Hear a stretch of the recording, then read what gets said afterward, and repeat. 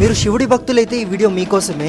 Real incident మహారాష్ట్రలో జరిగింది. 23 ఏళ్ల అబ్బాయి ఉంటాడు. అతను చిన్న వయసులోనే చాలా కోల్పోయాడు. తండ్రి చనిపోయారు, ఫ్రెండ్స్ లేరు అండ్ రిలేటివ్స్ కూడా హెల్ప్ చేయటం లేదు. తల్లి కొడుకు మాత్రమే ఉంటున్నారు. అబ్బాయితో ఏమైందంటే ఒక బిజినెస్ స్టార్ట్ చేశాడు. కానీ ఆ బిజినెస్ ఫ్లాప్ అయింది. చాలా లాస్ లో వెళ్ళిపోయినాడు అండ్ లోన్ కూడా పే చేయలేకున్నాడు. అప్పుల వాళ్ళు కూడా చాలా టార్చర్ పెడుతున్నారు. అప్పుడు ఆ టార్చర్ తట్టుకోలేక ఈ లైఫ్ నాకు వద్దనేసి ఫిక్స్ అవుతాడు. తన రూమ్ కున్న బాల్కనీ 15th ఫ్లోర్ పైన నుంచి కిందకు దిగుతాడు. ఆ తర్వాత ఆ అబ్బాయి వాళ్ళ మదర్ ఇంటికి వస్తుంది. సడన్ గా ఆ బిల్డింగ్ కున్న వాచ్మ్యాన్ కాల్ చేసి, అమ్మ మీ కొడుకు బిల్డింగ్ వెనకలు ఉన్నాడు అని చెప్పాడు. పోయి చూస్తే ఆ అబ్బాయి ఒక నంది పైన పడున్నాడు.